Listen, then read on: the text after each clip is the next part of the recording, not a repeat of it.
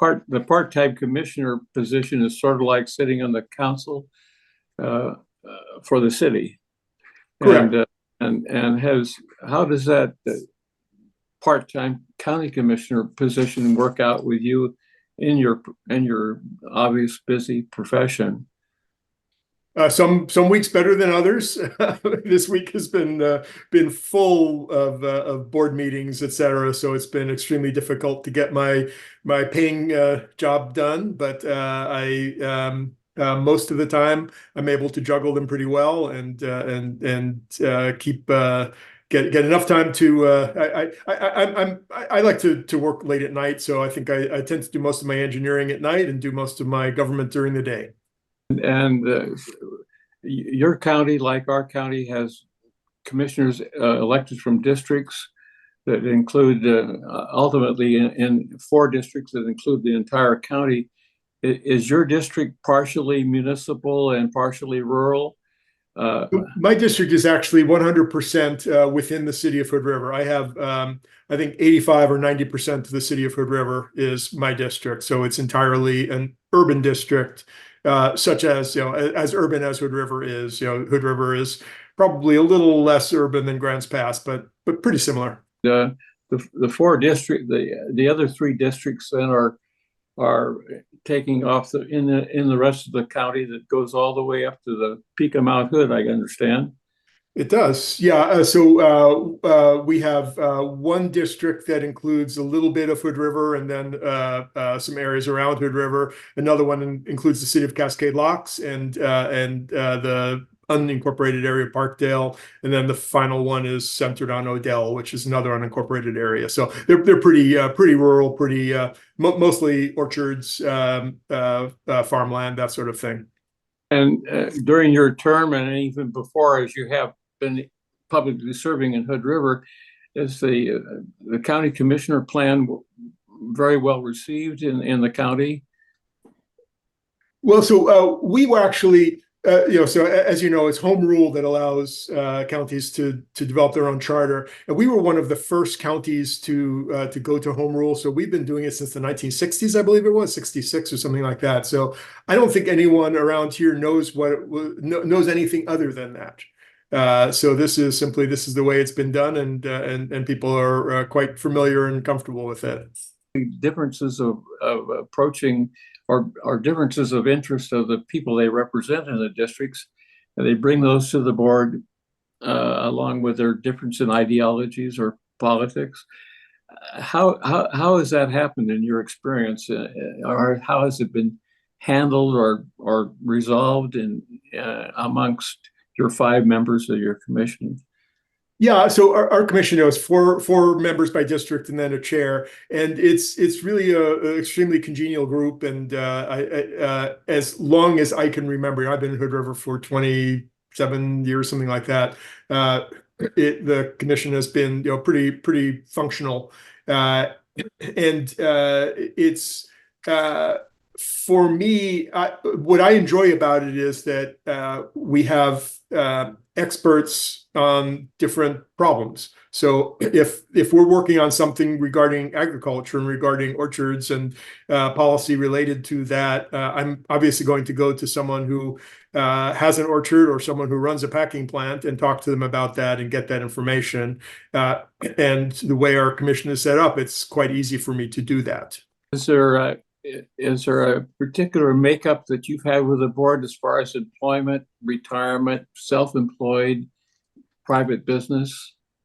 Is it? It's because of the limited pay to it. It's generally been folks who can afford to do that, can afford to take a little bit of time, and obviously the pay doesn't cover the amount of time we spend on it. So our commission has tilted a little bit towards the older edge of things, and folks who are well established in their careers and able to set their own schedules reasonably well. Let's talk about the administration.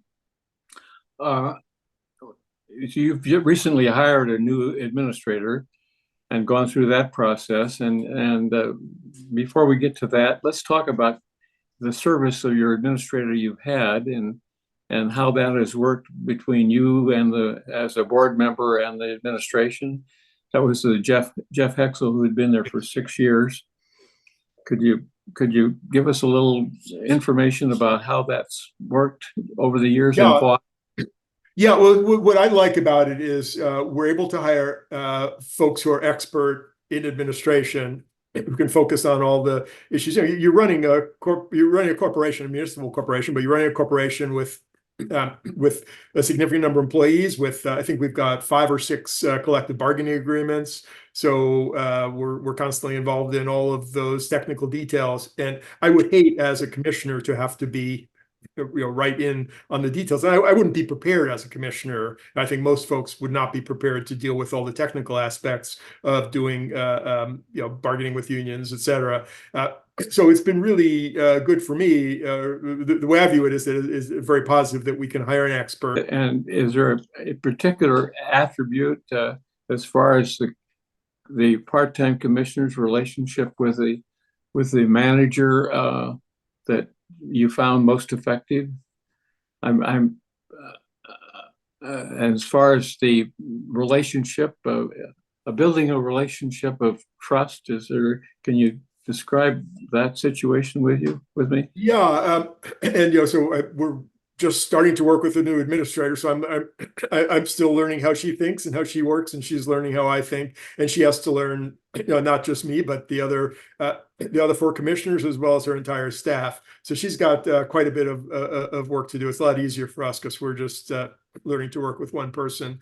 But mostly what I look for is someone who's going to always provide me with the information that I need, so that if I'm out in the public and people start asking me questions about something, I can't just look at them blankly and say, "Oh, I didn't know that was going on. Gee, that's a surprise." So the number one thing that that I think builds trust is that we're kept informed, and that when we have issues, we know that we can go and ask a question. What I should point out is, we are not supposed to be dealing with the rest of the staff on a regular basis. So there are many times where I have a question about taxation, or I have a question about elections, or I have a question about our court system. I go to the administrator and I ask her to get answers to these questions for me, and then it's her job to speak with the department heads and get that information. I mean, sometimes we take a shortcut, and I'll send an email which I'll CC her on as I ask a technical question on how taxation works.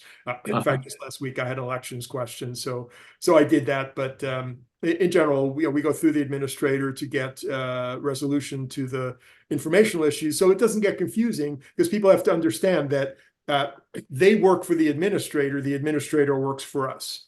And so we have to keep the lines clear so that so that there aren't folks who are confused and thinking that they should be taking directions from me, where I don't have authority by myself. I only have authority when I'm working with the other 4 commissioners. So keeping the lines clear it takes a little bit of exercise, but honestly, we haven't had any trouble with that in my memory.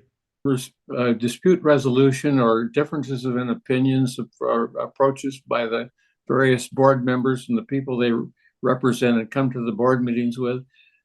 How has that worked out in your experience with the 5-person board?